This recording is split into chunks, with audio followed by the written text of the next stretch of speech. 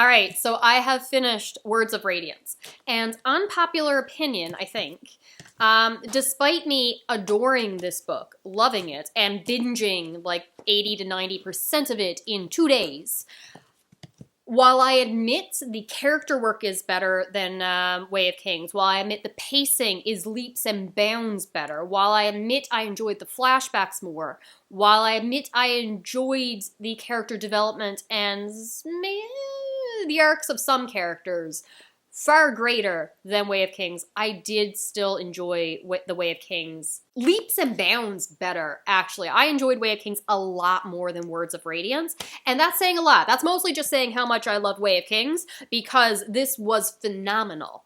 I just liked the first book more. I felt that this was very much epic moments. The fights were more intense and epic and over the top.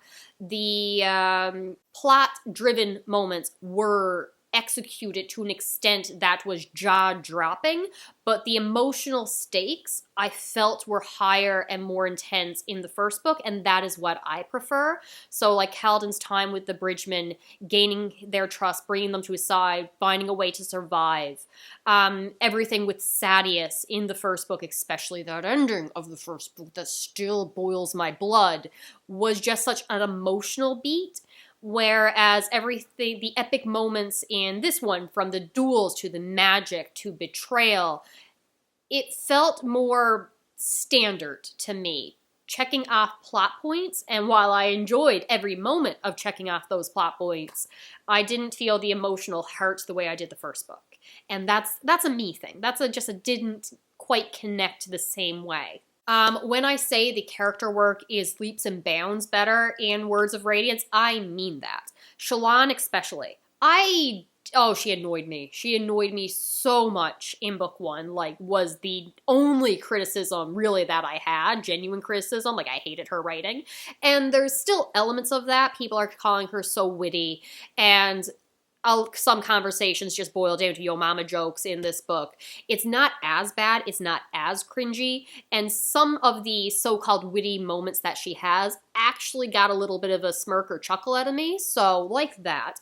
But this story is very much focused on her. We get flashbacks with her and her family, developing her character as a scholar, diving into her personality, seeing how she is broken. We got hints of darkness in her in the first book, but this second one really dives into it and how she's struggling to overcome that, still having that hope of the world, that light, that enthusiasm, that thirst for knowledge, just overcoming the darkness of her past. And while, again, I loved Kaladin's flashbacks in book 1, Shallan's flashbacks in this book 2 just seemed to work better with the pacing and the plot. Didn't feel so jarring. They were maybe a little shorter. It just worked better with the pacing. Kaladin, still a delight. I think I did like him a little bit better in book 1, but he is just working as a guard, proving himself, doing everything to the best of his abilities. He's really a perfectionist. He still really needs therapy. His time with Syl, with the other Bridgemen, everything works very, very well. Adolin, I've come to enjoy him more as a character, seeing him duel, seeing the pressure he's under. He's a little bit of a tactician. He's not so bright in some elements, but very much has strengths in other areas. So I like his character a lot more. Dalinar was a delight in book 1. He's a delight in book 2. You got me passionately despising the king a little bit, and then you're being like, you know what, you're just pathetic. You're not bad. You know what, maybe you are. I don't know. I don't know how I feel about the king. I don't know what I want from him going forward. Maybe I want him to step down. Who knows? There are plots with betrayal, there is scheming, there is the big bad in the distance looming. Again, epic fight scenes. Overall, phenomenal book. 10 out of 10. Would recommend. The themes of this book, though, are not executed in a way I overly like. It's a little too black and white, cookie cutter, good and bad. No, the shades of gray aren't really there. So Kaladin has his prejudice against the Light Eyes, and that is kind of paralleled or depicted alongside of Shallan's time, and saying just because she's a Light Eyes doesn't mean she didn't face prejudice, overcome hardships, yada yada. But the book kind of fails to realize she's an individual that had a rough time, bad past, despite her privilege, and Kaladin is facing systematic racism and prejudice against him and his group just because they have dark eyes. And that it's presented as if the struggles they face are equal, when again, systematic prejudice versus an individual having a rough time in life, and how they both shouldn't judge each other, and it's not the same. And you have, I don't want to go into spoilers, but when Kaladin is faced with a decision of doing something morally terrible, but would be better for the people and maybe get some vengeance on how the system treats him, versus uphold the system, it is almost like presented as, no, you should uphold the system. We can change things later. You can't do this bad thing, because all revolutions are always so peaceful, and that is how you get right, by peacefully saying what you're doing is wrong and proving that you can be better, you can rise above, you can be extraordinary, so you can get basic human dignity someday. Yeah, that's totally how things should go. Szeth is still one of my favorite characters, him and Kaladin, and they have conflicts, they have differing interests. Szeth wants a character dead, Kaladin wants that character alive, so they are on opposing sides, and I'm like, can we not just be friends? Can we talk and get along? The answer is no, and it is epic, and it's over the top. A friend of mine asked when I told her I just finished reading it, and she's like, well, what kind of series would you compare this to? And I'm like, Lord of the Rings and Star Wars. And I stand by that assessment. So on to reading vlog, just my thoughts as I'm reading chapter by chapter. I'm a page into the book, and you're already doing this to me. So 6 years ago, Jasnah's point of view. I'm assuming this is the celebration where the old king died because Dalinar's having fun, and if I feel like if he's the life of the party, then he's drunk, and this is not any time after the king's death, so it's that. And it's just like, Jasnah turned away from the high table and continued through the room. She had an appointment with an assassin. I feel you're just trying to trip me up and make me angry on the first page, because she didn't kill her. I'm not good with the relationships yet. Current king is her brother, so old king would be her father. She didn't kill him. Alright, so it's been like 2 weeks. My parents are visiting for the holidays. If I'm lucky, I can read a page, 2 pages while they're here. But a couple notes from before then. So my issues are starting with my theory already, with the parchment not being responsible or hiring the assassin for the previous king, because a group of their elder people in charge are like, yeah, we take responsibility for his death. Noted, they did not say, yeah, we hired the assassin, this was our plan doing. It could just be that they were making the best of an opportunity, because Gavilar, the king, was doing something that would have brought great harm upon them, and they were probably going to stop him anyway. But whatever. It feels like something else is going on with his assassination. That's all I got. I'm just happy Jasnah did not hire an assassin to kill her father, but the assassin that she did hire just to have in her back pocket, and possibly going to be doing some things later on, she has a lot there. So everyone's like, hey, if anyone ever hires you to kill someone of me or my family, come to me first, I'll double what they're paying.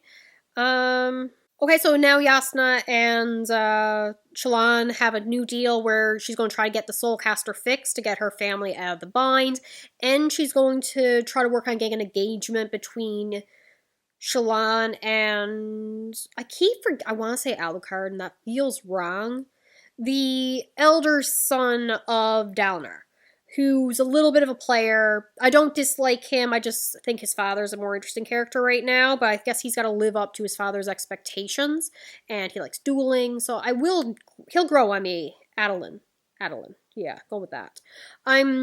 He's growing on me, he is. The idea of him, just, I don't know, somebody's character, a little too cookie cutter, I'll go with that. He feels like the son of a high lord, with nothing interesting in his own right at this moment, but no complaints with him. Oh, so Kaladin is really focusing on Dalinar for, like, we have to keep this man alive. He's the only High Lord that he's really trusting right now, especially after what he did for the bridge crew. And it's hard, because this man's, like, doing everything to get himself killed. Someone wrote on his wall, I want to say in blood, that could be just me over-dramatizing something, because it's been, like, 2 weeks since I've been able to read. I love that my family are coming to visit. I do. It's wonderful. I love having them here. But it doesn't mean I can't read. Yeah, okay, the message saying that death will follow in like 62 days. It's kind of unclear. The person who wrote it might not be all that literate, but something bad's going to happen in 62 days. And Dalinar got a deal with the king where they're enacting all this stuff against the other high princes, where they're going to work in pairs to get the gem hearts, heartstone, whatever they're getting from the giant crab creatures, and it goes to the crown to be redistributed, and he's taking away the High Lord's game, which they're not going to like. They're going to hire assassins, and they can't hold back like 10 armies worth of, armies and soldiers with the bridge crew alone, and Dalinar's lost a lot of his forces. Another reason that Kaladin likes Dalinar and trusts him is because Syl respects and trusts him, and her word carries weight, so love that. They got tattoos. I love tattoos. Kaladin cannot get a tattoo. He's like healing too quick and the ink's not taking, gets kicked out, so that's hilarious to me. But I like that they're like putting like the date that they were freed, and same Bridge 4 is like, oh, you were freed from Bridge 4? It's like, no, I am Bridge 4. We are Bridge 4. And they got this family community. I love that for them. Even the Parshman in their group got the tattoos, so love that for him. Hopefully he joins in a little bit more, opens up, gets out of his shell, all for that. I don't know how I feel about Jasnah and Shallan's idea about the Voidbringers being the Parshman and like been enslaved, but we'll see. Shallan end up drawing a Sprin to life. A cryptid Sprin that's a bunch of patterns that's running around her room. Don't really know what's going on there. Oh, speaking of Shallan, I completely jumped over this. I don't think I gave you this update.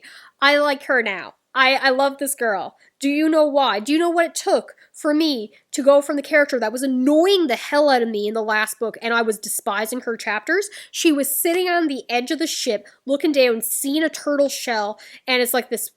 It's not a turtle, but whatever. No one's really seen one in person before, a living specimen at least, just ones that washed up on shore. And she's like, I want to draw that, but I can only draw its shell. How about you, shipman person, get me a rope, lower me down so I can peer under the water to see this turtleish creature. I'm just calling it a turtle. And they're like, no, that's crazy. And Jasnah gave her this speech about power and authority, and you can do this too. You don't have to be like a prince or royal family. And do you know what happens at the end of the chapter? She's like, stop the ship, because I don't care that you told me no. I don't care that this is your ship. I don't care the risks. I don't care the dangers. You work for me right now. Get me a rope. I'm going to go see the turtle. I can respect a woman who wants to be lowered down the side of a ship to see a turtle. And she does, and she draws it, and I'm happy for her. I got a note on my phone here about a spy Sprin. I do not recall that. Apparently spy Sprin are a thing.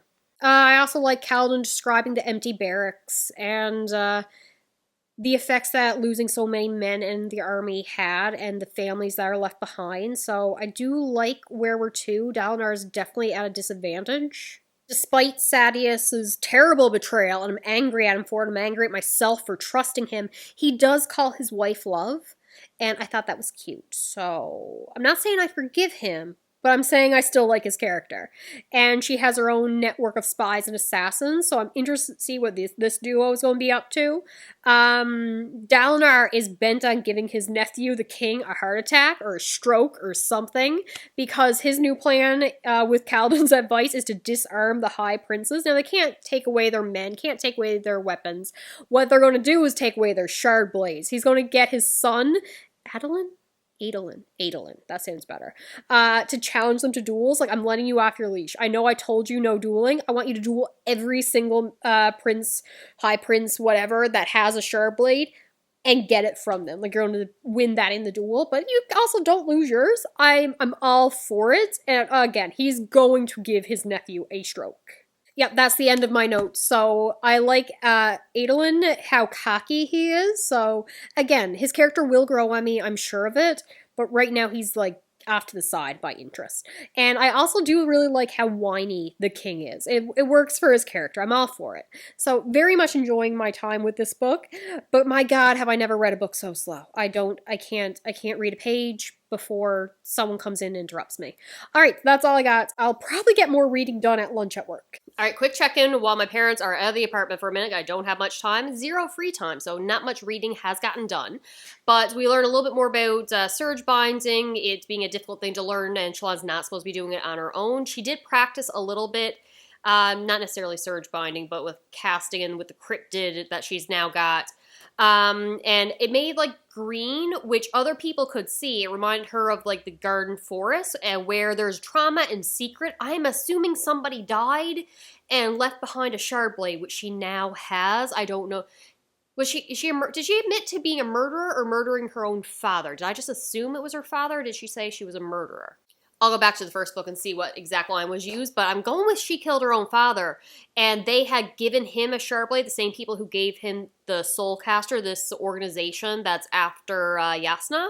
Going with some kind of vibe like that.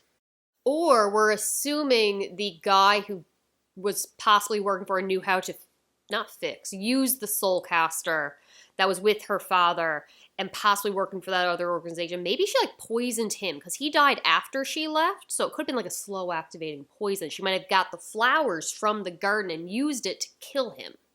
I like that idea more.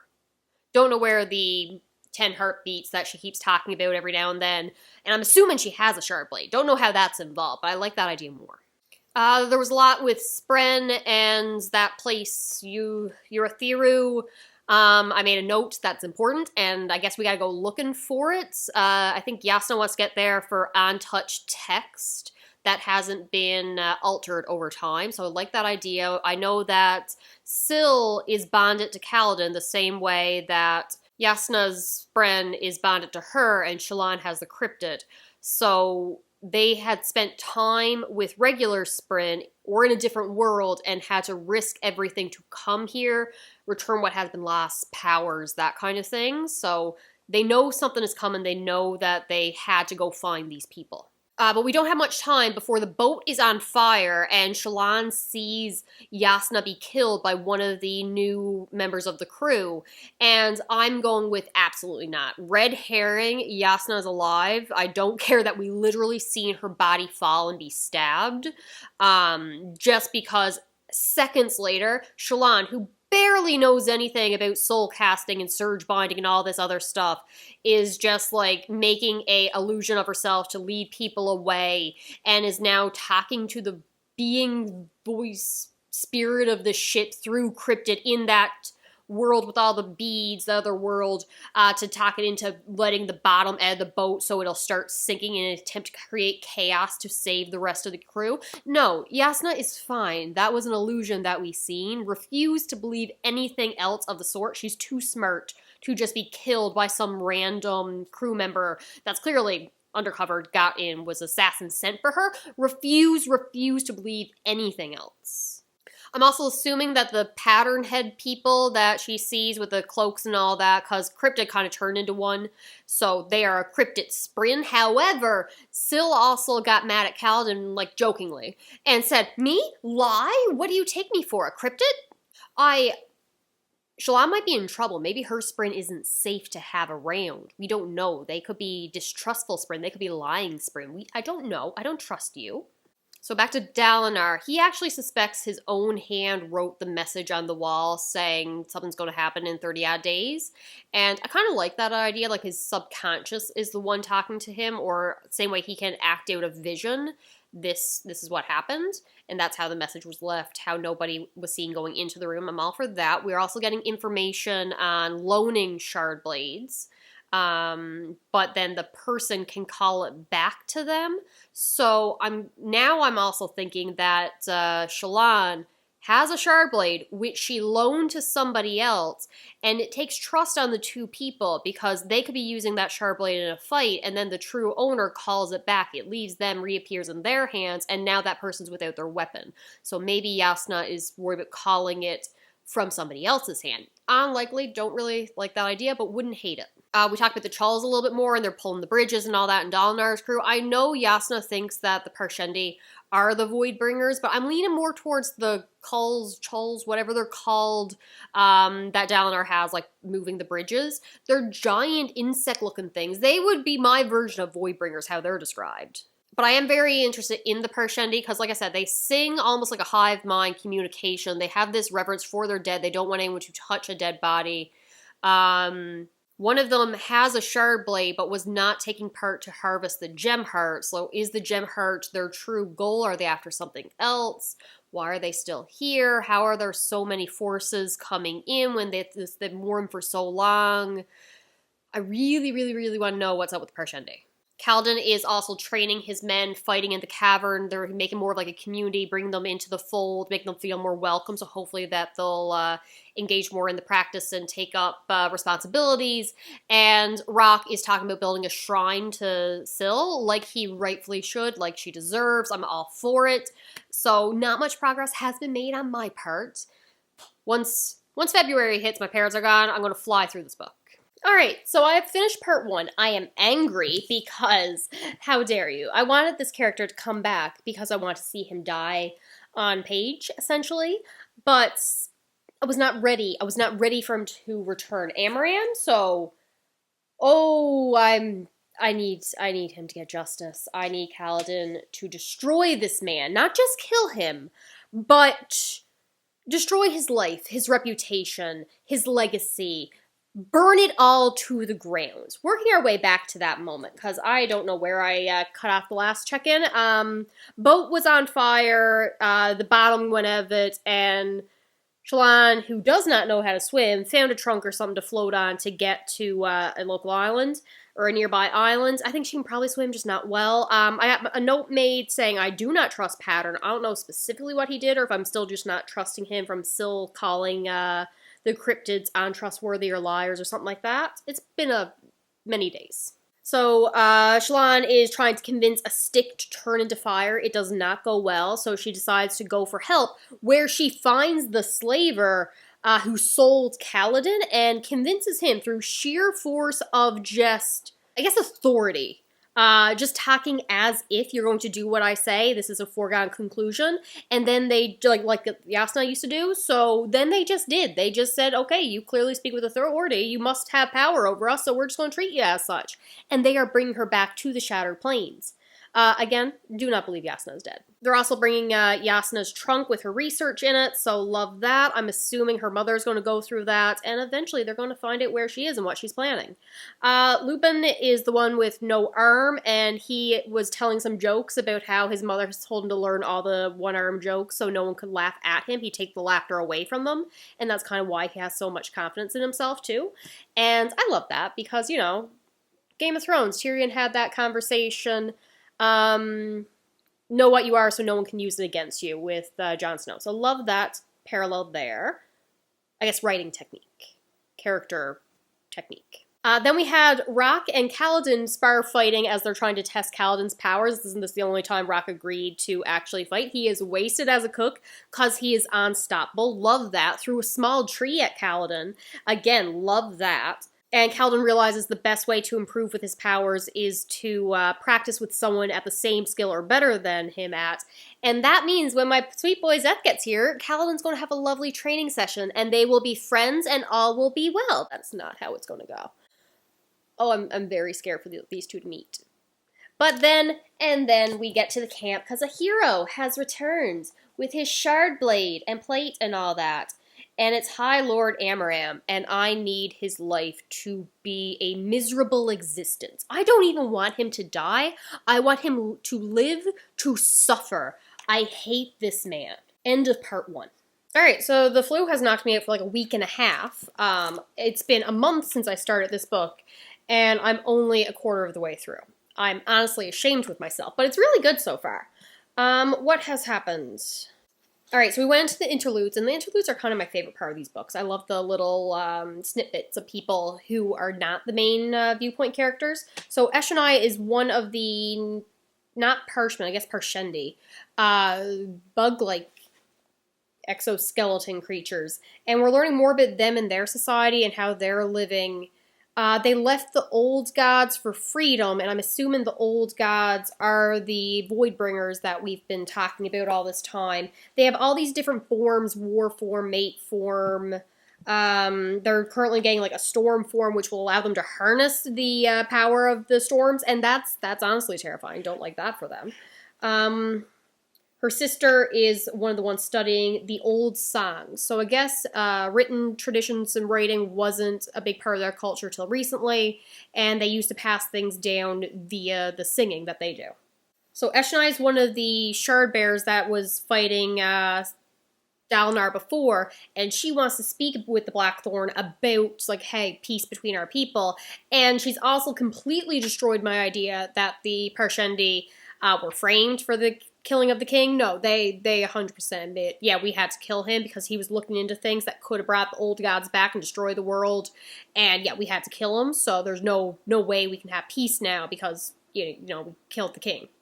She also really likes that they have this, like, wall of art where they're trying to create, and it's going into really the culture of their people, which is interesting because the people on the outside, the Alethi, believe that they have no culture. They're also, like, really want Sprin. They don't see Sprin coming around, so I don't know if that's just because their art sucks, or they just can't. Sprin doesn't come around them. They might be afraid of them, because Sprin clearly are drawn to certain things, so maybe they can be repelled by certain things. My favorite chapter was with, now I've just been calling them YM. I looked it up, apparently it's M, but I like YM better. So they're talking to a Sprin, and they just make shoes for, like, homeless kids, runaways, people on the streets. They're just helping them by making them shoes. And I love that for him. Such a sweet old man who believes in kind of like the one for all, for one kind of thing, where we are all part of one old god, and they were separated out, and we will all come back together and tell the stories to the god kind of thing once they become one again. And he just wants to hear the stories of these kids who are out on the streets. And no, it's not fair that some people live hard lives, some people live good lives, but we are all the same. And it's so nice. I love it. And he's got this Sprin that he's bonded with. He can harness the Stormlight. It's all wonderful. And I'm like, I love this guy. I love this guy. All of a sudden, some assassin buddy shows up and is after him because YM, whatever his name is, killed somebody when he was a kid. I think it was poison in wine or something like that. So he ends up getting killed. And I'm like, who are you? What? Why? I like this guy. Why'd you kill him for? But he did something bad in the past. So. Vengeance. I don't like vengeance when it comes across people I like. The next chapter is with, Risen? Don't know how to say her name. She's the trader, or trader apprentice, working with, like, some old man that gave her grass to take care of once, and she said, this is weird grass, it doesn't bend away from you.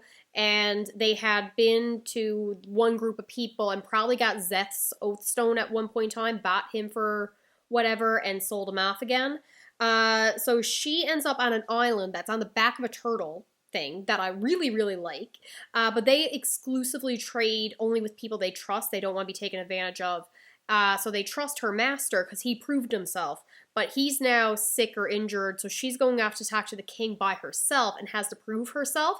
Side note, at one point in time, they come across the blue skin guy who was looking for different type of Sprin in the interlude in the last book, and I like him. Why he's hanging upside down, possibly about to be executed for insulting the gods of these people, don't know. But I think he's semi-immortal, so assuming he's fine. He did not seem bothered at all. So they leave him and continue on, where the person in charge and the king are like, no, you maybe in a couple of years you'll prove yourself trustworthy, but no, we're not trading with you right now. And this was all a setup. She was not supposed to do what she did next, but she figured, hey, I'll prove myself. Yeets herself off the side of the Turtle Island thing to go speak with their gods. Like, I need to speak to a higher authority. There's no higher authority than your king. I disagree. Jumps down with on a rope thing because they were feeding the gods some fruit at the time, and starts screaming at this turtle head, saying, trust me, I want to trade with you, yada yada. Ends up falling into the ocean, breaks both her legs, possibly spinal injury. So I'm pretty sure she's paralyzed now, but they get her back up. It's like, all right, you're probably going to be a good trader in the future. And she's got a lot to learn, but I'm excited to see what they're going to do with her. Then we're back to Eshonai and the Parshendi people in the Last Legend chapter. And again, more history about them, about war form and their creation of storm form. She says, I love you, sister, but I don't trust your ambition, because her sister wanted to take the storm form for herself, used as a guinea pig, essentially. But Eshonai decides that she'll do it herself. Her mother has, like, some form of dementia, and it's an interesting look at their people, but then we're into part 2. Shallan has washed up on a beach. Did I mention that she was trying to convince a stick to turn into fire? And I still don't trust Pattern, multiple times. I'm like, I don't trust Pattern. At one point in time, he's just like, he's right excited to learn something about humans. Like, she injures herself. She's trying to heal it and all that. And he's like, I don't understand when humans break, so I don't know how they unbreak. And she's kind of teaching him little things about humans. He's like, I'm so excited to learn this. I'll learn so much before I'm going to kill you all. But no, he says, before you're going to kill me. And apparently in the past, that's what they had to do. I guess separate themselves from their bandit spren, and that could have been the same as killing them. But Shallan says, I'm not going to do that. So she continued on with the slave trader who had Kaladin at one point in time and going to the Shattered Plains. They're being followed by bandits, but they end up across a different Kaladin wagon group that were just attacked by bandits, and she convinced the bandits who were like former soldiers who defected, and convinces them to fight the bad bandits to save everybody, saying you can be heroes again, you can be soldiers, you can do something honorable, I'll wipe the sins of your past. And it's very much like just convincing people to trust her when she has no proof of authority, has no authority, and Pattern's talking about how she is good with lies and truth. We learned her brother had a shardblade, which he used to threaten her father, and she witnessed her father kill her mother because her mother was having an affair, supposedly. I don't know how she ends up with a shardblade, because she clearly has one. So did her father kill her brother? I don't know. Did she pick up his sword? Not a clue. She also took the slaves, was it the parshendi slaves? No, I don't think she did. I think it might have just been regular slaves. From the slaver in exchange for her saving him from the bandits. I don't know, something like that. Now she has people working for her and is paying them one spear kind of thing. Adolin is allowed to partake in duels, and his first one is not so much of an art, so much as him just beating the other opponent to a bloody pulp brutally. So that was entertaining. I did like that he keeps his mother's necklace and has a specific meal that he has to eat beforehand for good luck, so I like that. Oh, I didn't mention that Shallan, she sent Pattern to spy on somebody once, and he came back and repeated it in their voice, so he's very good at mimicking speech, so that's going to come in handy first it'll come in handy to trick people into believing certain things because they can mimic voices, but also when he betrays us, because I don't trust Pattern at all. Kaladin is thinking all the time of just stabbing Amaram, and I love that for him. He should do it. Damn the consequences. That man needs to die. He's apparently, I already mentioned, friends with dalinar, but he's actually working in Sadeas' camp, because of course the idiot is. At one point in time, Kaladin goes to Dalinar and confesses everything, tells him what Amaram did, and all Dalinar says is, do you have proof? I get you need proof. I get you can't just believe him. But still, Dalinar, I like you, I need you to kill Amaram. Syl was telling Kaladin that she didn't trust Adolin and Adolin's little brother, because they're having shardblades, and she was very happy again when Dalinar gave up his shardblade, that cursed blade. But it's not so much the blade she don't like, it's the people wielding them. They are not who should be wielding them. The Knights Radiance have them because they should have, and they put them down when they shouldn't have. So it's that kind of thing. We meet the Swordmaster, oh god, what's the Swordmaster's name? Start with a Z. Zahil? Zahil? I'm going with Zahil, and he speaks very highly of the little brother, Renarin, there we go. Says he has enthusiasm, he's obedient, and no fear of looking foolish. He's having this man jump off the top of a roof in full shardblade to teach him that the shardblade will teach you, shard plates. Know the plates limit, the armor will protect you kind of thing. And he's like, yeah, he's not worried about looking foolish, he's doing exactly as I said. I can teach him how to fight. This man actually listens, and he's not a arrogant child, so good student. Kaladin ends up fighting both Zahil and Adolin, mostly because he's just annoyed, a little bit to show off, a little bit he doesn't like light eyes, being told what to do, prejudge, all that. Anywho, they get into a fight, and Kaladin's doing very well. Adolin ends up knocking him out with the shard plate on, that sends him flying, and it should have broken some ribs, but he takes in the Stormlight and goes charging after him again, but the Stormlight leaves him. The Tempest, the fire inside him, it just gets sucked out of him, and he doesn't know why. I assumed it was something that Zahil did, and that he knew something about Stormlight, but when Syl comes out, she says, like, who were you protecting in this fight? So I think he lost it because he was breaking one of the vows. He wasn't using that power to protect. And I think the last little bit that I read was Kaladin returning to Bridge 4 after speaking to Dalinar about what Amaram did, not being immediately believed. And again, he can't immediately believe him, but he should, because Amaran's a jerk and needs to die painfully. No, live long enough to suffer. But then he talks to one of his former bridgemen, who was the in there with Bridge 4, but was a parshman. Starts with an S. Shin? And Shin says, like, where is my spear? Am I not part of your crew? Am I not Bridge 4? Am I not one of your men? And it's like, I can't arm a parshman. They barely tolerate us dark guys and everything as it is. If I start arming a parshman, like, there'll be no going back from that. And he's like, well, I guess I'm still a slave. And realizes Kaladin was a slave. Did he ever settle for being treated well but still be a slave? Or did he work and fight for freedom? And now he realized he's oppressing Shin and upholding his slavery bonds kind of thing. So I'm interested to see what's going to happen with him. So I will check in later. Alright, so an assassination attempt was made on the king. They used a shardblade, so narrows down the suspect pool, to chip away at some mortar and rebar, I guess, essentially. Well, rope that was turned into steel by soul casting. Of the balcony where he likes to lean, knowing he would go there, and he almost fell off to his death. Convoluted plan, almost worked, but as they're going in after inspecting the balcony, Elhokar was ranting that nobody took his safety seriously, that nobody listened, that they should be looking for the things he saw over his shoulder in the mirror, whatever that meant. Is he seeing the things like Shallan did, those people with the weird faces, or when she was like drawing things in her unconscious mind kind of thing?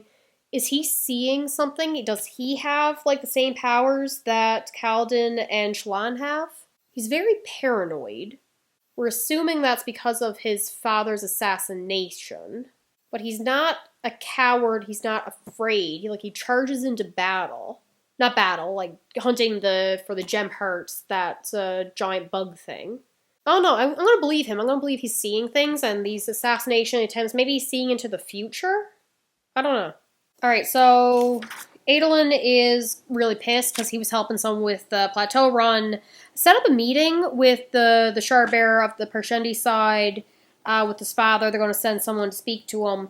But he's realizing he has no friends. Everyone's kind of abandoned him since everyone's kind of hating his father and the king right now for their orders. And they, like, yeah, we're not having a drink till this whole thing blows over.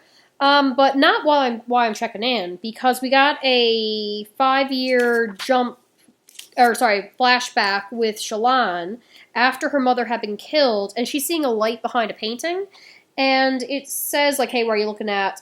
And she says, okay, Shallan stared into that light. There hid a monster. There hid Mother's soul. A soul? A spring? A power? A sword? Who was her mother? What ancestry was her mother? Did her mother have the Radiance kind of powers? Unlikely. These powers are new. I don't know what's going on with that. Alright, so Shallan just met Kaladin, but she was pretending to be a princess of the Horn-Eater tribe, and he insulted her somehow, her weight, and she demanded his boots in compensation as an apology, so he gave her his boots because she was making a big deal. And it's the most cringy, embarrassing thing I've probably read in a long time. That's all I got. Alright, I was already annoyed that I'm getting a chapter with Sadeas' point of view, that traitor who needs, again, actually I don't even want him to survive long enough to suffer. I want him to just die, quickly, painfully, for his betrayal. Not gonna lie. However, why is he talking about destroying the kingdom to properly rebuild it anew? And then he has the nerve to say he's fond of Elhokar, you know, the son of the king he swore to protect and holds so much he's upset, supposedly upset that he wasn't able to save him. Clearly he didn't mean that much to him, and the vengeance pack and everything that was going on.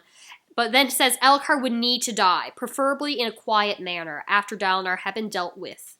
Sadeas expected he'd have to cut the boy's throat himself out of respect for the old Galavar. I hate Sadeas. I hate him. I hate him. I hate him so much. Alright, so storm's going on outside. Kaladin had a dream about the Stormfather. Kaladin was the Storm, and the Stormfather saying that you're going to kill my child. Speaking about Syl, which reminds me of how Pattern said Shallan will kill him someday. Kaladin said, no, I'm not going to kill Syl, she's my friend. Wakes up with the realization something bad's going to happen. It's ominous. Syl's freaking out, saying he's coming, he's here. I'm thinking it's the name that sounds like a drug that starts with O that's been mentioned a few times before.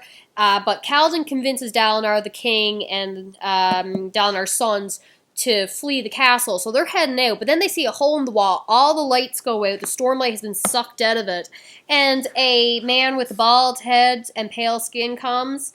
So I've been waiting. I've been waiting for my sweet darling boy Szeth to show up. He's an angel who's done nothing wrong in his entire life. I don't want him fighting Kaladin. They're both sweet boys who's done nothing wrong in their entire life, and I'm kind of scared to keep reading right now because I love them both. So check in a few pages. Kaladin got hit by the shardblade, and I'm not happy about it. Does that mean he loses the arm? He couldn't feel the arm. That's not good. Then nothing. He couldn't feel the arm. It turned gray and dull, lifeless as the palm opening, fingers spread as half his spear shaft fell from his fingers and thumped to the ground. Okay, now he's going after the king. Oh my god. Alright, my bad. He's not after the king. He's after Dalinar specifically. He just brought the shardblade down on him, and Dalinar caught it. How do you catch a shardblade? I'm sorry, what? Dalinar brought the heels of his palms together as the blade fell, and he caught it before he hit. You caught the blade. That's how I'm impressed. I'm impressed. And then Kaladin charged him and knocked him out of the hole in the wall. And they both tumble out into open air. I bet he better learn to fly soon or stick to the side of the building. Alright, so Kaladin's arm is fine. It's healed. We're good. He fought with the assassin in white briefly. I'm impressed by his skills. But Szeth was very upset. They said I was wrong. Szeth, son of Elhokar? Truthless. They named me Truthless. Did Szeth get called Truthless because he lied about his powers, saying that the Radiance or the Wind Runners or Stormbreakers, I think, Syl said you're not one of those, so that's another title. Did he get called Truthless because he said they were back, and his people said, no, you're lying, they can't be, and now Kaladin's existence proved he was telling the truth? So then he asks, are they all back? And Kaladin says yes, thinking that'll keep him alive. And then he just runs off. So if Szeth is no longer truthless, because he told the truth, does that mean he can be his own master and not be listening to whoever holds his oath stone? Maybe? Unclear.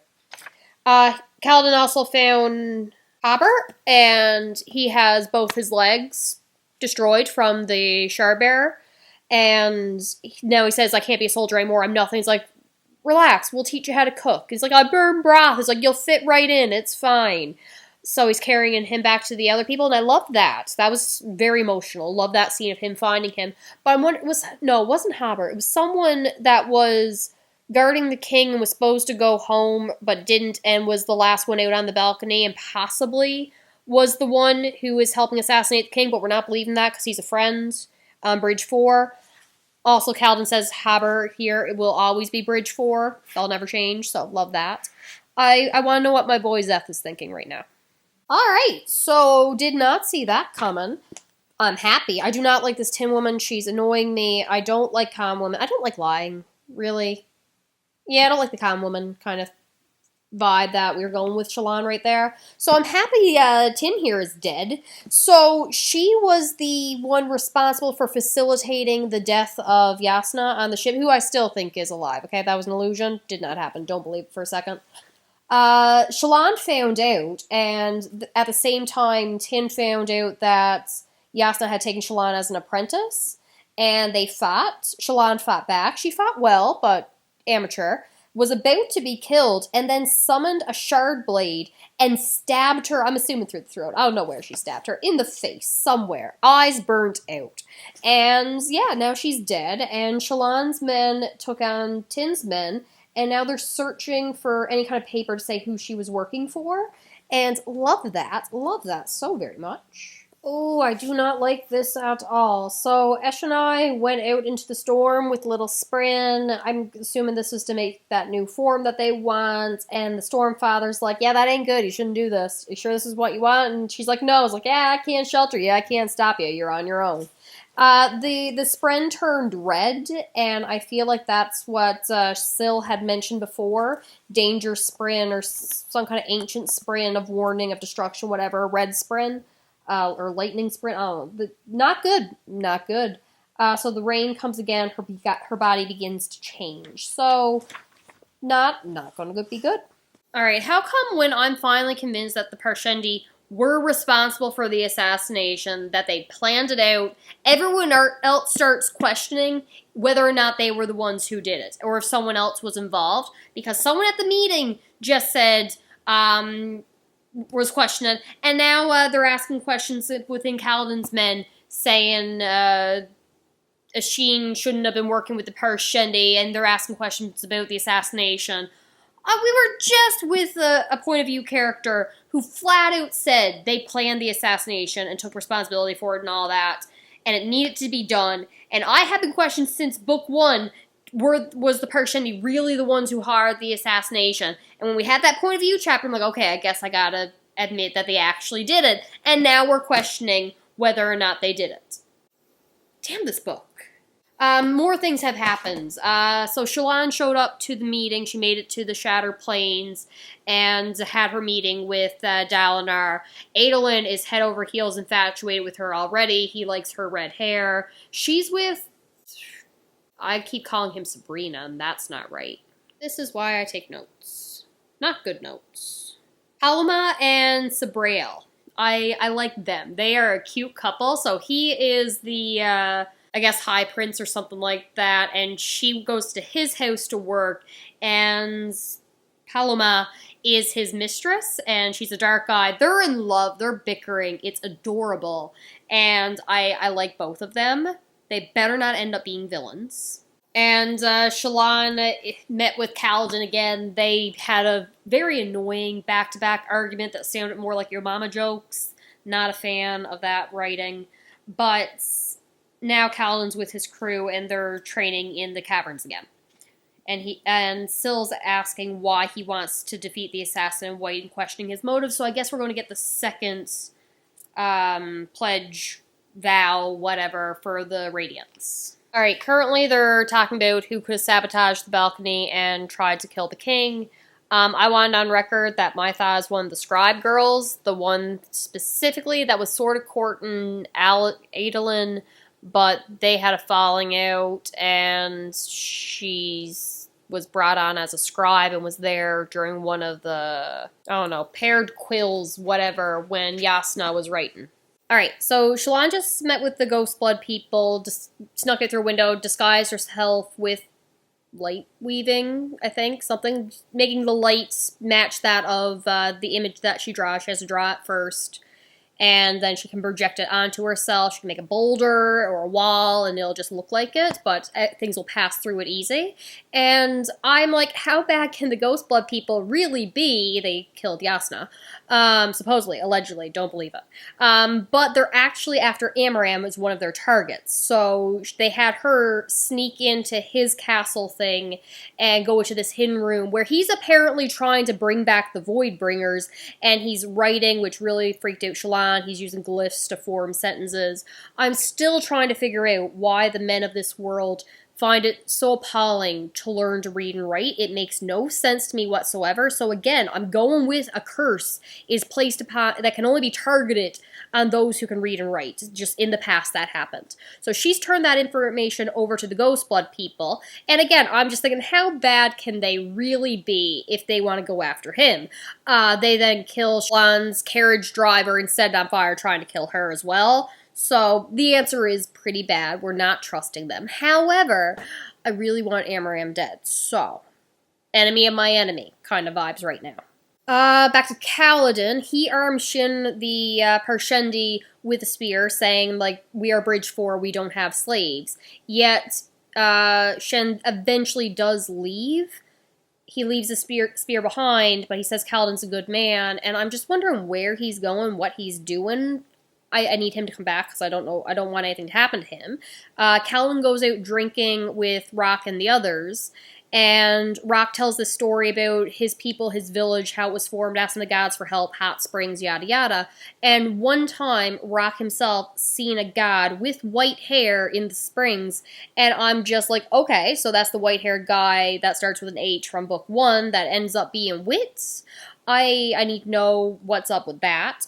But that's not where we really focus, because Mohash was the one we suspected of damaging the balcony, and he takes Kaladin after admitting to damaging throwing a rope down for someone else to come up and damage the balcony, takes him to a group of people who are trying to assassinate the king, or at least make it look like an accident, because they want Dalinar in charge, or really they just think Elhokar sucks, and they're not wrong. And Mohash blames the king for his grandparents' death, leaving them to rot and die in a dungeon. So Kaladin is just like, you're absolutely crazy. I can't turn you in because you're Bridge 4, but I gotta figure out what to do with this. And one of the people in the assassination plan is definitely the scribe person that I was suspicious of last time. The one with the, oh god, I knew the name of it. Fan reads, there we go. She had been using this fan read before for Dalinar and was dating Adolin for a little while. Yeah, she's one of that group, did not trust her. I'm going with she's probably going to... I thought she'd be a spy for Sadeas' wife, but maybe she's just got her own methods. Shallan is still looking for urithiru, and I'm all for that, but she's reading like a bunch of maps, and it seems to be in a different location every time, and it's talking about instantaneous travel, so I'm wondering if when she goes to, I want to say Shadesmar, that time that, like when she was on the boat, she teleports somewhere dry, but when she was on land, she was like lost in a sea of beads. So I guess maybe if you're at a specific location, or at a specific location at a certain time, maybe, or around a certain object, if you go to that world, other dimension thing, you would appear in urithiru. That's what I'm going with. We're getting a lot of little flashbacks with Shallan, so first 5 years ago, then 4 years ago, and 3 years ago. Just little glimpses of her family, her father, who's absolute trash. But I'm wondering if something's triggering his madness, if something else is causing it, or if it's just like some kind of mental illness, not Alzheimer's, but something, personality disorder that he has, that he can't control his anger, or what, or maybe there's some mythical magic thing that's going on with him, or maybe he's just a terrible person. But he supposedly killed his wife. She witnessed it and was mute for a while, but eventually started talking. I'm liking seeing the interactions that she's having with her brother. Like, one of them was a gambler, so she had to sell like 2 of her other brother's daggers and her necklace, tried to trade it off for his life, but got her necklace back, thankfully. And like, one of her brothers, she's feeling like he doesn't have motive to live, so she gets him involved in math. She gets him a date with one of the other high ladies. So she really, really cares about her family. She loves she wants to see the best in her father, but she knows he's a monster, and that this gotta end. And then you have what we learned about her eldest brother, whose name I totally know, starts with an H. Halloran, there we go. So he was actually the one who was trying to kill the guy we hate, Amaram. Probably because he knew about the Ghostblood people and that Amaram was trying to bring back the Voidbringers. Unclear. But she recognized the sword that Amaram has, so knows he was responsible for killing her brother, even though it was actually Kaladin. Not going to be good when she realizes the truth about that. At one point, she's having a conversation with Adolin over a dinner, and they're talking about the great shells and, again, the gem hearts and all that, but also comparing it to another location, starts with an M, Marbethia, where prisoners are executed via another great shell in the water area, and I know we learned about that through a story in book 1, so I do like the little connections of the world and world building that's being sprinkled in throughout this, and I do want to know if that great shell and these great shells are going to have like some other kind of relevance going forward. Syl mentioned that a new shardblade can be forged, so she doesn't like the shardblades currently because they're being wielded by the wrong people, and Kaladin does not like the shardblades because it reminds him of all the ones who've died by their hands and by their blades. So I'm wondering if Kaladin can get a new blade that has never killed anybody, and I would love that for him. He needs that. My sweet boy's having a very bad time because he just jumped into a match where Adolin was fighting 4-on-1 in a tournament because he accidentally said, I'll fight you and all challengers that you bring with you, instead of, I'll fight you and one other challenger that you bring with you. So a 2-on-1, he accidentally agreed to a 4-on-1. So Kaladin and Rhaenyra, younger brother, were trying to help, because that's allowed so long as it was an outnumbered fight. It was still allowed for them to come help. And Kaladin helps him take down these 4 other Shardbearers. They do great, and I don't even want to say what Kaladin did, because the secondhand embarrassment and hatred and all of it together made me hate it so much. So Adolin was then allowed to challenge Sadeas, but Kaladin also cut in saying he wants to fight Amaram, as he should, but it's like, he can't do that. He's a Dark Eyes challenging Light Eye, so he gets thrown in prison. He should have been executed. I'm like, my boy, why did you have to speak out? I know why you spoke out, but I didn't even want to read that page. I'm like, why are you doing this? This is not good, and he got arrested, and I'm upset about it, and now he's in jail. The interludes are currently happening, and I'm reading those. Kaladin had 2 of the greatest lines in the book. The first one being before he jumped down, saying, honor is dead, but I'll do what I can. So love that for him. But then he also, when he's fighting one of the Shardbearers, takes a knife and holds it to his throat, because was distracted with Adolin.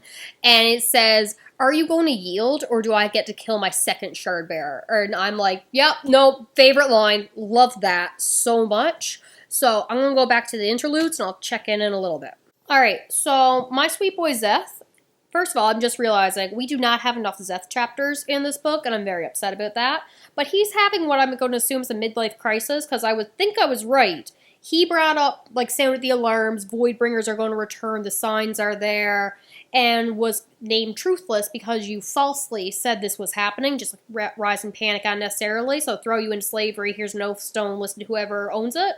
And now he's realizing after fighting Kaladin, the signs are there, he wasn't truthless, and now he's going to go off and kill whoever he wants. Because he wants to, not because he was ordered to. So my sweet boy, done nothing wrong in his entire life. I need him to be okay, and hopefully not kill and fight Kaladin, because I don't want my babies fighting. We learn about Lift, who's a little girl, young teenager, that is an edge dancer, makes her very slippery, I guess, and can grow vines and heal people. And her chapter was really good, but we got the assassin that killed the shoemaker, I think, going after her, and he almost kills her, but she brought someone back to life who became the new, essentially, king of this area, and he pardoned her for her crimes. And the guy who killed the shoemakers follows the laws of the land and justice, and the law is important, yada yada. So he had no reason to kill her, so he left.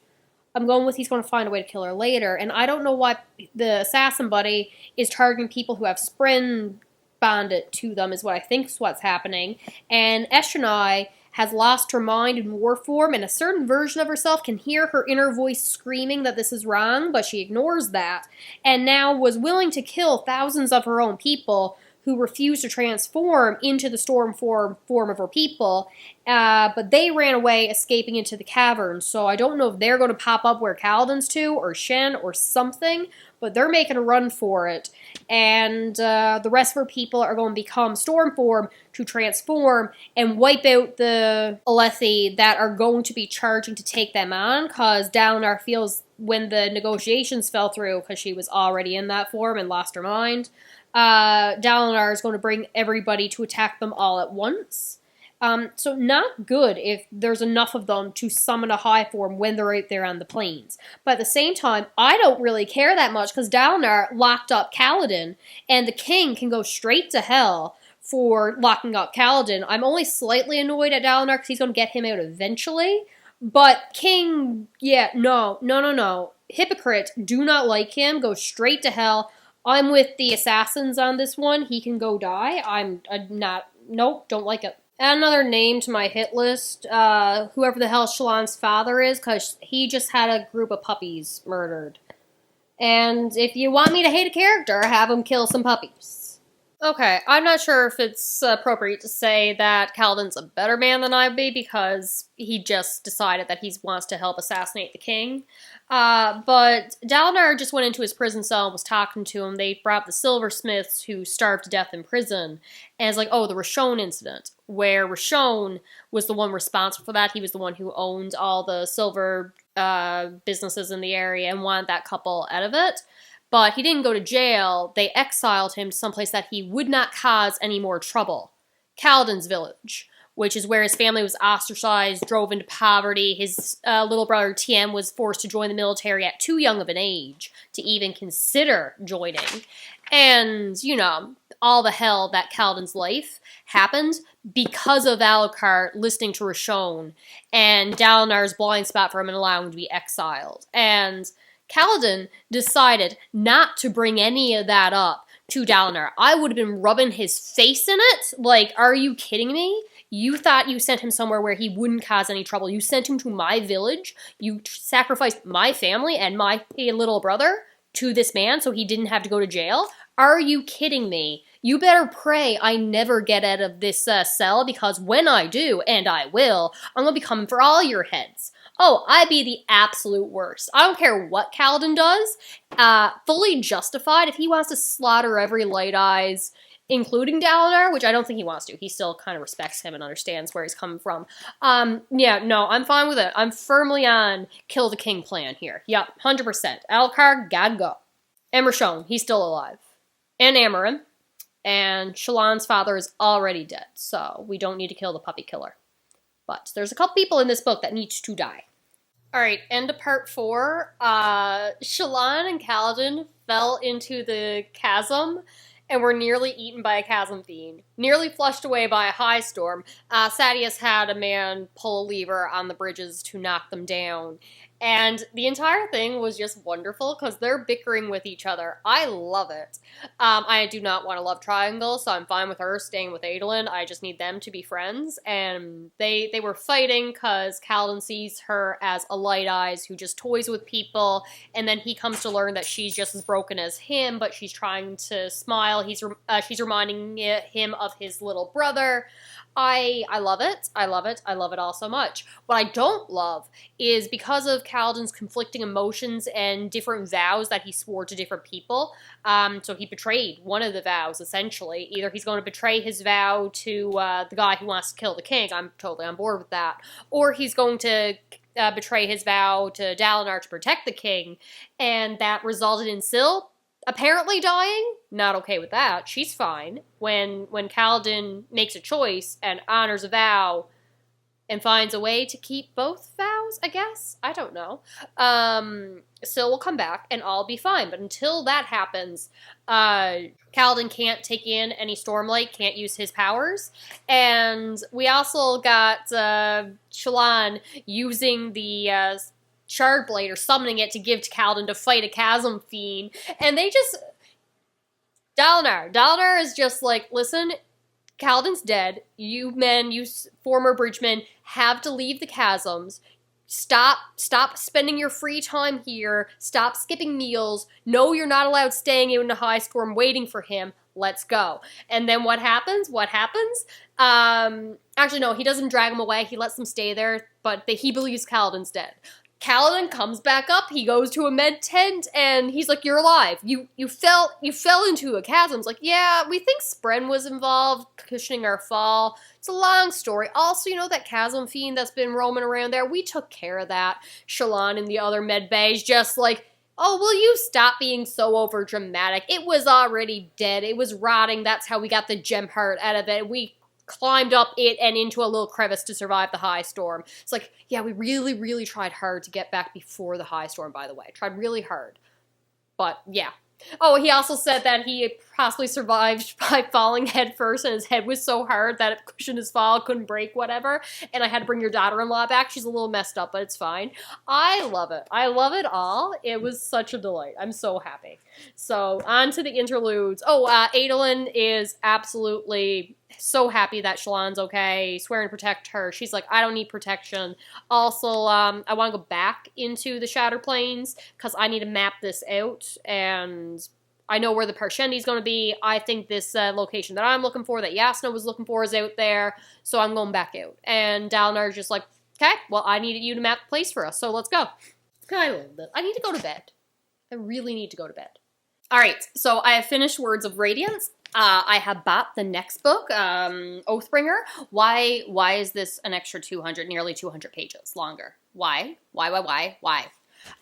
So we pick up with Kaladin and them just getting out of the pit, and the rest of Dalinar's army are going to fight the Parshendi up on the Shattered Plains. Honestly, it's a terrible idea, quite honestly, but they think they're not going to get caught in a high storm because they don't know the Parshendi have created the ability to do a high storm. I did not talk about the interludes, and quite honestly, I forget what happens during them. Oh, I love this interlude. So one of the Ardents was saying that the queen, so Elhokar's wife, is so wasteful. All this food's going to waste. People are starving. They're sending in this food thinking it's going to the Shattered Plains when it's really not. And she ends up writing on like the walls of the palace something about all the 10 foolish attributes and how the queen personifies them, and like going into detail. She's executed for that, and like riots are beginning now in the capital, and I see this being perfectly fine because of course the king's wife, who, and I do not like the king, is just as bad as the ruler as he is. The next one, A Part to Play. Oh, it's about Eshonai. So she's in her storm form and she's forcing everybody else to take part in storm form and rounding people up, and then they end up making a run for it. They get away, thankfully, but not good. Sorry, camera battery died. This camera should really give me more warning. But the next chapter is the Taravangians. So the King of Kharbranth, the one who had been in that hospital and collecting the last words of the dead, he made a deal and got the curse where he wants the ability to save mankind from the impending doom of the Voidbringers that are coming. And that's all wonderful, but some days he wakes up an absolute genius, smartest man in the world, can predict things that are going to happen and make an ultimate diagram, predicting the future, outcomes, what to do, but it can only be so accurate because I guess paths in the future can go so many different ways. So he's never been so smart in his life. And then sometimes he wakes up an absolute idiot, and other times he's just average, sometimes slightly above average, sometimes slightly below. And I really like this, and he got like take a test every day, like even before breakfast, to see how smart he is. Because if he's too smart, then he can't make decisions as king, because he'll say like eugenics is a good thing for the betterment of mankind. And if he's too dumb, then obviously he can't make any good decisions. So only when he's like around average, slightly above average, then he's good to interact. And he is destroying people. He's taking over the world in his own way, conquering people, but under the guise of being a savior. And I love that. Szeth, sweet darling boy, done nothing wrong in his entire life, comes to him because he has his oath stone, but starts questioning whether or not he is truthless, and he convinces Szeth that no, he can't be a proper Radiance. They can't be back because you are truthless. So he must have one of the swords like you have, all that. So Szeth still thinks he's truthless and goes back to finish the job of attacking Dalinar. Then the story picks up again. We have Kaladin healing up without the power of Stormlight, and he is questioning whether or not Elhokar should die. Breaking that vow, is it right? And this is when part of my issue is going to come up. I'll talk about it more in my overall, well, technically the beginning of this video, my overall thoughts about how the prejudice is handled within this society in this book. And Elhokar comes to him drunk, pathetic, crying and whining about how he doesn't know what to do. When he trusts somebody, he trusts the wrong people. When he tries to be strong, he makes mistakes. When he goes for leniency, people take advantage of him. He is not a good king. He doesn't know how to decide, doesn't know how to act, doesn't know who to trust, what to do. And it seems to come so naturally and easily to Kaladin. He recognizes that throwing him in jail was a mistake. He was jealous of them. He could have taken better control of the situation, not let Sadeas out of their trap. But he just is not a good king, and he wants Kaladin to teach him, and Kaladin's just basically like, no, I can't teach you this, get out, you're pathetic, resign as king. And that goes on, and I'm all for it, but I don't like the two extremes of Kaladin having to choose between kill the king or protect the king and uphold the status quo, and that being the only options. Like, why isn't get the king to resign, get Dalinar to understand that his nephew is not a good king, get him to resign, Why is that middle option not an option? But Moash has put the plan into place with the assassins, who are working most likely with the guy with the diagram in Kharbranth to assassinate the king. And Kaladin comes to realize that I can't just protect the ones I care about. I have to even protect those I hate when it is right. He can't think like Amaram, where he truly believed that killing Kaladin's men, sacrificing Tian, he wasn't involved with sacrificing Tian, but the person who did sacrifice Tian thought it was for the greater good. And just way these assassins are thinking killing Elhokar is for the greater good. Tian tried. He tried, but he failed. Elhokar tried. He tried and failed. Does that mean that someone else should be able to sacrifice and get rid of them for the greater good? No, of course not. I'll let go of my hatred and revenge for him and my annoyance with him. I'm aware that murder is wrong. You shouldn't just do it because they're a bad king. They should step down. But he ends up going to the castle, taking out 2 guards. He's bleeding. He's in pain. Elhokar is drunk. He's trying to get them away, but Moash comes with the shardblade because Moash got that when Kaladin got out of prison. Kaladin refused to take the blade that Adolin had tried to give him. It's like, there's too much blood on it. I can't take it. All I see is those that have died by its hands, by its sword. So gave it to Moash, knowing he wanted to kill the king. So Moash is about to kill Kaladin, says, I'm sorry. There's it's kind of heartfelt in terms of Bridge 4 turning against each other, the members, and eventually speaking the words out loud. Syl comes back saying, he is mine, I claim him. He said the words, they were accepted by the Stormfather guy, and he gets his power back and turns on full Superman, flying off to save the day because the assassin in white has showed up on the Shattered Plains, where Shallan realizes the pattern of how they're cracked, looking for this perfect circle place, which will have the transporter to urithiru. Adolin cuts into the stones because Shallan taught him that these are basically cities that have been calcified over, and he gets up inside an old market, possibly, comes out the back, attacks people, the parshendi in their storm form as they're summoning the storm, and they're basically out of it, so it's like killing sleeping people, and he's not happy with that. But the other one with the shardblade shows up, Eshonai, maybe? I don't know. Fights her and ends up winning, saved by a Bridge 4, love all that. The fighting in this is executed beautifully. I think it's Sebarial and his mistress are also there. Love them. Like, the storm is going on, and dalinar shows up, like, what are you guys doing? They're just under a tarp. One's reading, one's drinking tea, and they're like, well, we took command of this army because their captain was dead, so we just put them where they need to go. We'll be right behind you. I'm just going to finish this little chapter right here. I love them. I love them so much. But when the assassin in white comes, dalinar is thrown up to the air, and Kaladin saves him, brings him back down, and reveals to be the Radiant Windwalker? Yeah, Windwalker. And they start fighting. Amazing fight. Executed brilliantly. Hurts my heart a little bit, because again, Szeth, sweet boy. However, I do love Kaladin more, so good to see Kaladin winning. And it is Syl who ends up transforming into the Shardblade. Was not expecting that at all. I figured she would be involved in helping him forge his own sword, but for her to become the sword and could transform from sword to dagger to shield to spear, that was beautiful. Love that. Pattern also is revealed to be the sword that Shallan has, and that threw me off because Kaladin with Syl does not need to wait the 10 heartbeats, and neither does Pattern, but I guess Shallan was just going by what she knew about Shardblades and it taking 10 seconds, but now she's accepted that's not a necessary thing. I was thinking that she had a different sword that was formed, like a new one and not an old one, because we know that her brother's sword wasn't hers, that was with Amaram, but was not expecting it to be Pattern at all.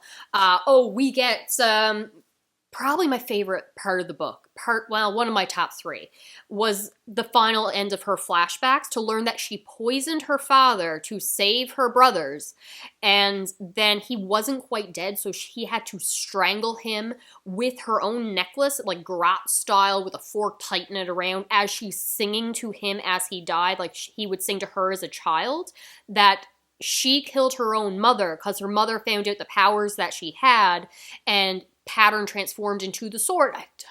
I want to trust Pattern. I do. I want to trust Pattern now. But he did kill her mother. Maybe he was the one making her father go crazy. Her father locked Pattern up, but she could just summon it right back to her. So that didn't work. And he slowly lost his mind, went crazy, and her having to kill him.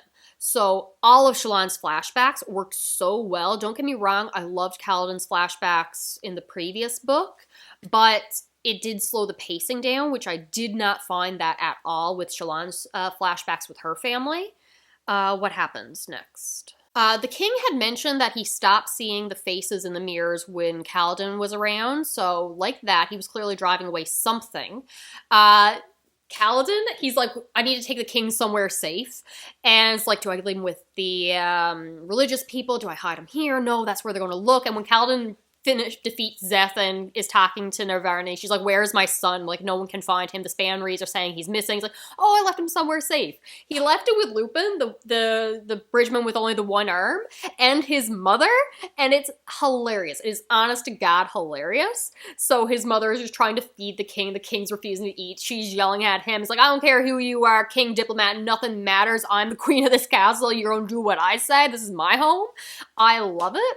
Lopen has been practicing with the shards, the spears, trying to draw in Stormlight, and he finally succeeds. His arm is starting to grow back. It's like everyone, like the Radiants are reawakening in more people, and love that. The storm has turned into an Everstorm, the ones that the Parshendi has created. The Stormfather spoke to Dalinar saying, like, you failed, there's nothing that can be done. Daliran's like, go to hell, I'm gonna figure a way to save everybody. He ends up bonding, kind of forcefully, with the Stormfather, and like now that's his bond sprint, so that was awesome.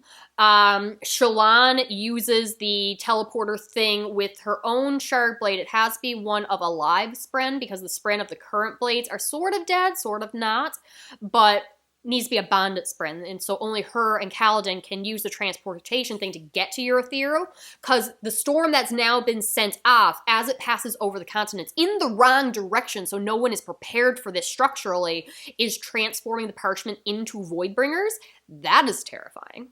Shin, who has a new name that we've established, I'm clearly very good with names and can totally remember what he says. His new name is. It starts with an R. He was a spy for the Parshendi, and in like dull form, I guess, and now he's back over there, but he's seen what they become, the monsters. So he ends up staying, waiting for Dalinar to come, and he's like, I'm still Bridge 4.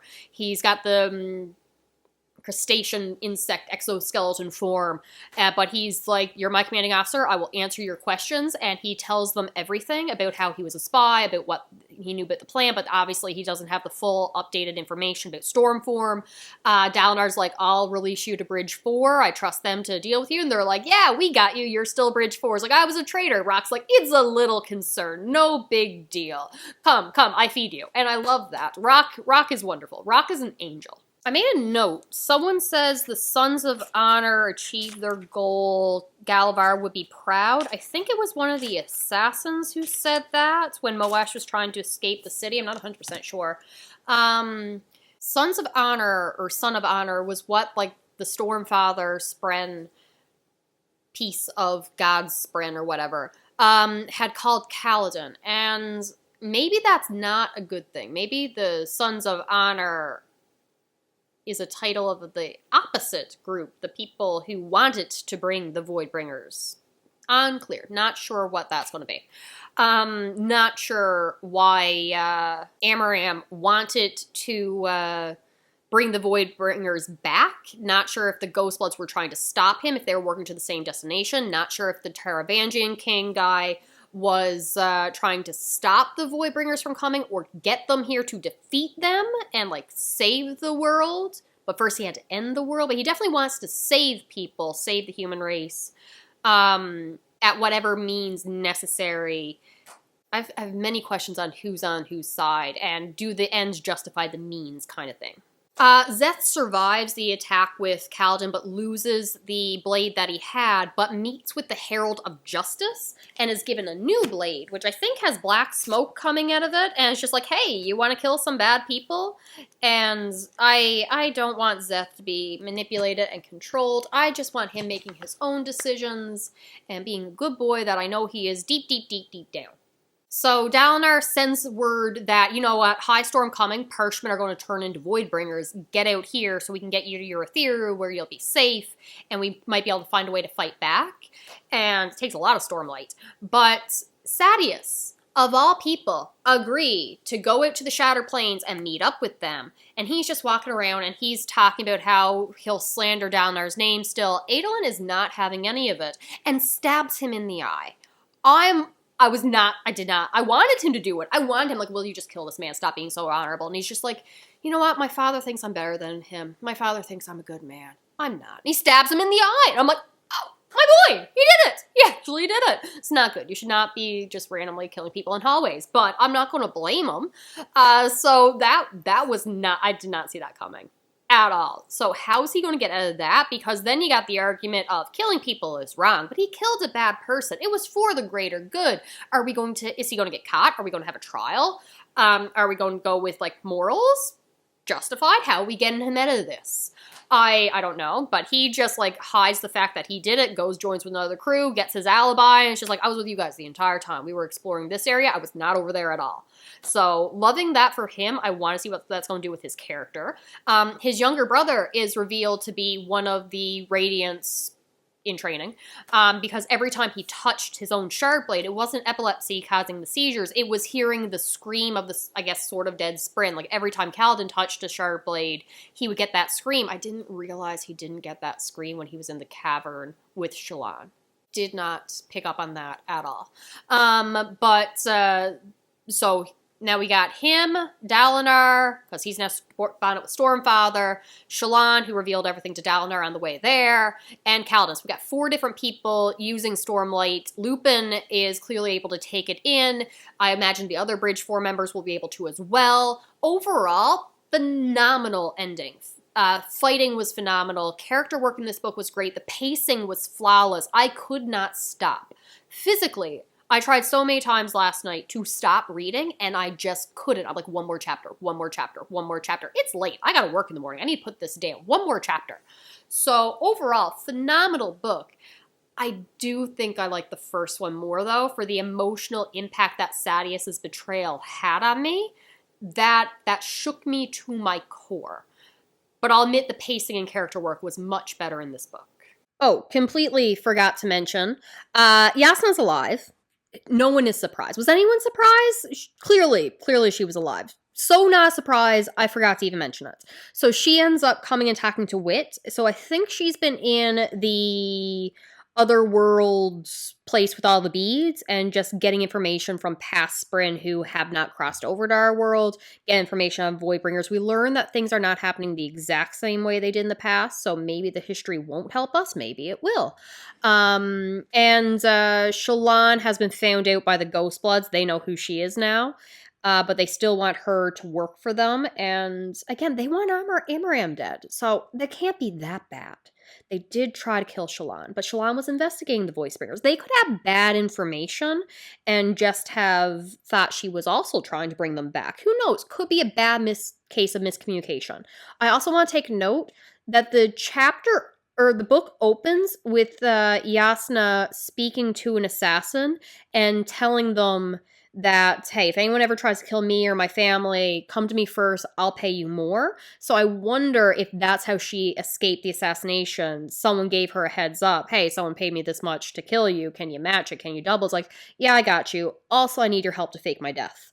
I'm leaning towards that. I only just realized that as I'm editing my old check-ins, I noticed the assassin talk at the beginning that I completely forgot about. All right, I think that's all I got. So on to Oathbringer. Like, why is there like 200 more pages than this book here? Why? So many. All right, that's all I got. I will talk to you later.